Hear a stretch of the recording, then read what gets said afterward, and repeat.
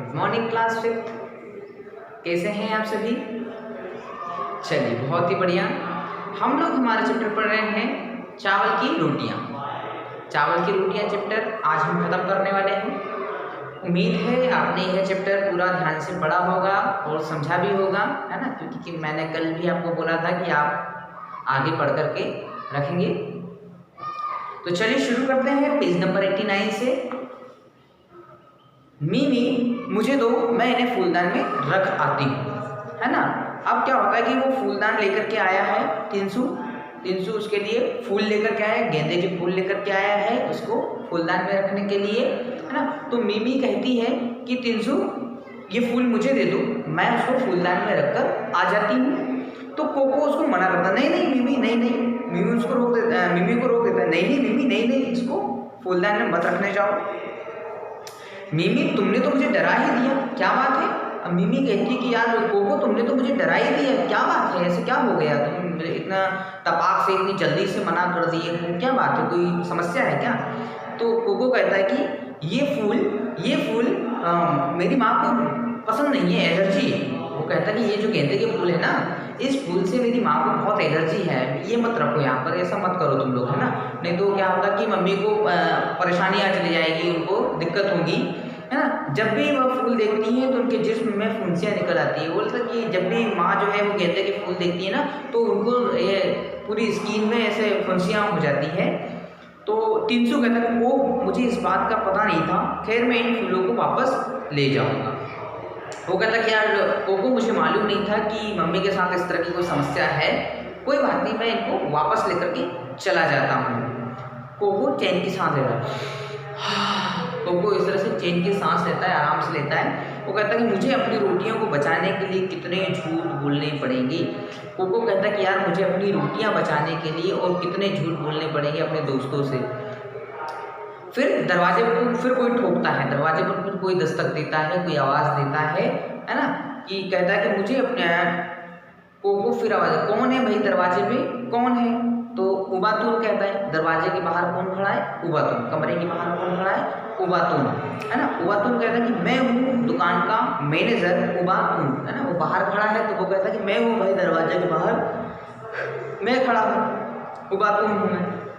मिमी कोको से कहती है मत उठो कोको, मैं खोलती हूँ दरवाज़ा, है ना।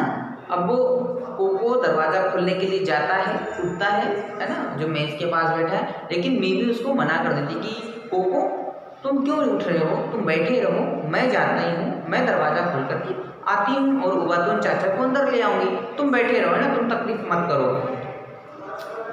मिमी आओ चाचा आओ। मिमी दरवाज़ा खोलती है और उबातून को अंदर लेकर के आती है।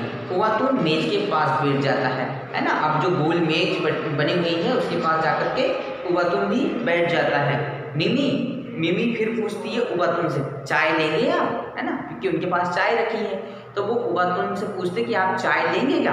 तो उबातून कहता है ना, कि ठीक है, मुझे कोई एतराज़ नहीं, बहुत बहुत शुक्रिया, यदि आपके पास चाय है तो मुझे दे दीजिए, मुझे कोई तकलीफ़ नहीं है चाय पीने से, दे दीजिए मुझे चाय, है ना। तो मिमी अलमारी से एक कप और लेकर के आती है और उनको चाय दे देती है ना। उबातून क्या मज़ेदार चाय है, खुशबूदार ताजगी लाने वाली, है ना। वो चाय की तारीफ़ करता कि अरे वाह क्या चाय मुझे पिलाई है, बहुत ही बढ़िया चाय है, बहुत अच्छी खुशबू आ रही है इसकी, है ना।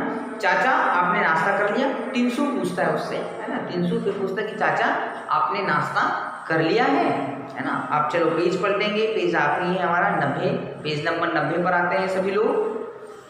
पेज नंबर 90 से ऊपर की लाइन से पढ़ना शुरू कर रहे हैं, ध्यान देंगे। उबातून कहता है अभी किया नहीं है, मैं सोच रहा था किसी की दुकान पर रुककर कर लूँगा, है ना। वो कहता है कि भाई अभी तक नाश्ता मैंने किया नहीं है, लेकिन मैं सोच रहा था कि किसी भी नाश्ते की दुकान पर रुक जाऊँगा और वहाँ पर नाश्ता कर लूँगा, है ना। मिमी कहती है चाय की दुकान पर जाने की क्या ज़रूरत, आप यह पापड़ ले जा सकते हैं, ले सकते हैं। वो कहती है, मिमी कहती है कि चाचा आपको किसी चाय की दुकान पर या नाश्ते की दुकान पर नाश्ता करने की ज़रूरत क्या है, आप चाहें तो ये पापड़ ले सकते हैं। तिनसु कहता है, उबातून कहता है कि लेकिन मैं तुमसे किसी का हिस्सा नहीं मारना चाहता, अब उबातुन बड़े हैं, चाचा हैं वो, तो वो कह रहे कि नहीं नहीं बेटा, मैं तुम में से किसी का हिस्सा नहीं लेना चाहता, ये तुम्हारे हिस्से की पापड़ हैं, तुम्हारे हिस्से की रोटी, तुम ले लो, चाय भी तुम्हारे हिस्से की, तो इसको तुम लोग ले सकते हो। तिनसु कहता कि कोई बात नहीं चाचा, हम सबके पेट तो भर गए हैं। अब तिनसु कहते नहीं नहीं चाचा, कोई बात नहीं, हिस्से वाली बात नहीं है ना, हम सबके पेट तो पहले से भर चुके हैं, हम लोग बहुत खा चुके हैं, अब आप ले सकते हैं इनको। तो उबातुन कहता है बहुत बहुत शुक्रिया, अरे यह आवाज़ क्या थी। अब उबातुन जो है वो पापड़ ले लेता है, लेकिन पापड़ लेते से ही उसको क्या होता है कि कुछ आवाज़ सुनाई देती है। कौन सी आवाज़? वो आवाज़ जो मिमी को सुनाई दी थी, वो आवाज़ जो तिनसु को सुनाई दी थी। कौन सी वाली आवाज़? पेट में गुड़गुड़ की आवाज़, है ना। अब गुड़गुड़ की आवाज़ कहाँ से आ रही है भाई? गुड़गुड़ की आवाज़ आ रही है कोको के पेट में से। लेकिन कोको क्या बोलता है कि मेरे घर में बड़ा सा चूहा है और वो चूहा इस तरह की आवाज़ करता है, लेकिन आवाज़ कहाँ से आ रही है? कोको के पेट में से आ रही है। तो चलिए उबातुन अंकल, उबातुन चाचा उस बात को समझ पाते हैं कि नहीं? तिनसु कहता है यह चूहे की आवाज़ है, अक्सर यह आवाज़ करता रहता है। वो कहता है कि नहीं नहीं चाचा, ये जो आवाज़ आ रही है ये चूहे की आवाज़ है और चूहा इस घर में हमेशा इस तरह की आवाज़ करता रहता है। उबातुन कहता है कि मुझे लगा किसी का पेट भूख से कुलबुला रहा है ना। उबातुन कहता है कि नहीं नहीं, मुझे तो ऐसा लग रहा है कि किसी को भूख बहुत जोर की लगी है और उसके भूखे पेट जो आवाज़ आ रही है ना वो यहाँ पर आ रही है। मिमी कोको कहता है कुछ नहीं चाचा, मैं फिर उसके बाद में मुझे लगा किसी का पेट भूख से कुलबुला रहा है। उबातुन कहता है कोको तुम आज बहुत चुप हो, तबीयत तो ठीक है? फिर कोको जो है वो बहुत ही चुप बैठा है, तो वो कहता है उबातुन कि कोको तुम बहुत चुप बैठे हो, क्या बात है, तुम्हारी तबीयत ठीक है या नहीं है? तो कोको कहता है कि नहीं नहीं चाचा, मैं बिल्कुल ठीक हूँ, मुझे कुछ भी नहीं हुआ है, मैं बिल्कुल ठीक हूँ। मिमी उसका पेट बहुत भरा है ना। मिमी कहती कि उसका पेट बहुत भरा है ना, नाश्ता बहुत डटकर किया है उसने। उबातुन पापड़ खत्म करके हाथ से मुंह पोंछता है ना। अब वो मिमी कहती कि नहीं नहीं चाचा, क्या है कि उसने सुबह से बहुत सारा नाश्ता कर लिया है तो उसका पेट भरा है, इसलिए उसको आलसी आ रही है, इसलिए कुछ बोल नहीं रहा है ना। लेकिन इसी बीच उबातुन जो है वो पूरा पापड़ खत्म कर देता है। उबातुन कहता है कोको तुम्हारी माँ हमारी दुकान से एक फूलदान लाई थी, इधर उधर देखकर, हाँ वह रहा, है ना। आपको कहती है उबातुन कहता है कि कोको तुम्हारी मम्मी कल मेरी दुकान पर आई थी और उन्होंने एक फूलदान लेकर के आई है ना। वो इधर उधर देखता है और वो फूलदान को अलमारी के ऊपर देख लेता, बोले वो रहा, वो वाला फूलदान तुम्हारी मम्मी कल मेरी दुकान से लेकर के आई थी। कोको क्यों, फूलदान का क्या करना है? अब कोको फिर सवाल पूछता है कि क्यों चाचा, फूलदान का आप क्या करेंगे? ऐसा क्या काम आ गया फूलदान का? मम्मी तो कल लेकर के आई है, आपको क्या काम है उससे? उबातुन कहता है तुम्हारी माँ ने नीला फूलदान मांगा था, उस वक्त मेरे पास उस समय मेरे पास वो वाला रंग नहीं था, इसलिए वह गुलाबी ही ले आई। उनके जाने के बाद मुझे एक नीला फूलदान मिल गया, मैं उसे बदलने आया हूँ। अब वो कहते हैं कि तुम्हारी मम्मी को चाहिए था नीला वाला फूलदान, लेकिन उस समय वो मुझे मिला नहीं, तो वो दूसरे रंग का ले आई, लेकिन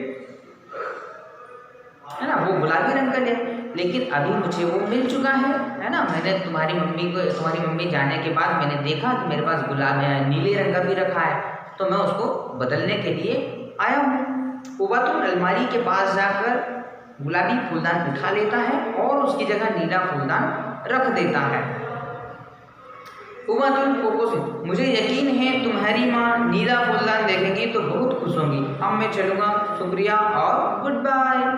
वो कहता है कि उबातुन कहता है कोको से कि मुझे मालूम है, मुझे विश्वास है कि तुम्हारी मम्मी नीला फूलदान देखेगी तो बहुत खुश हो जाएगी, है ना। तो ये नीला वाला फूलदान तुम यहीं पर रखो और मैं चलता हूँ, थैंक यू, गुड बाय, ऐसा वो बोल करके चला जाता है। तिनसु और मिमी चाचा को गुड बाय करते हैं, बाय बाय करते हैं। कोको गुड बाय चाचा, स्वागत, और गुड बाय मेरी चावल की रोटियाँ, है ना। अब वो उस फूलदान में, गुलाबी वाले फूलदान में चावल की रोटियां भी चाचा के साथ में चली जाती है। चाचा उन रोटियों को भी लेकर के चले जाते हैं, तो चावल की रोटियों को भी गुड बाय कर दिया जाता है ना। तो कोको के एक झूठ के कारण वो रोटी नहीं खा पाया, चावल की रोटियां नहीं खा पाया, और उसके बाद में केले के पापड़ नहीं खा पाया, चाय नहीं पी पाया, है ना। और उसके बाद में उसे झूठ पर झूठ बोलने पड़े। एक झूठ को बचाने के लिए उसको कई सारे झूठ भी बोलने पड़े। एक झूठ को सही साबित करने के लिए उसको अपने दोस्तों से बहुत सारे झूठ बोलने पड़े, है ना। तो इस कहानी का संदेश यह है, इसका मैसेज ये है, मोरल ये है कि हमें झूठ नहीं बोलना है ना। एक झूठ को बचाने के लिए कई सारे झूठ बोलने पड़ते हैं, तो हम कोशिश करें कि हम झूठ बोले ही नहीं, तो हमें किसी और झूठ बोलने की आवश्यकता नहीं पड़ेगी, ठीक है। तो कोशिश करेंगे हम आज से कि हम जो भी बोलेंगे वो सही बोलेंगे, अच्छा बोलेंगे, हमें झूठ बोलने की आवश्यकता नहीं पड़नी चाहिए। हम इस तरह के काम ही नहीं करेंगे कि हमें झूठ बोलने की आवश्यकता पड़े, ठीक है। चलिए कल की क्लास में हम इसके प्रश्नोत्तर देखेंगे। तब तक आप पाठ को पढ़िए और गुड बाय, शुक्रिया, धन्यवाद, थैंक यू।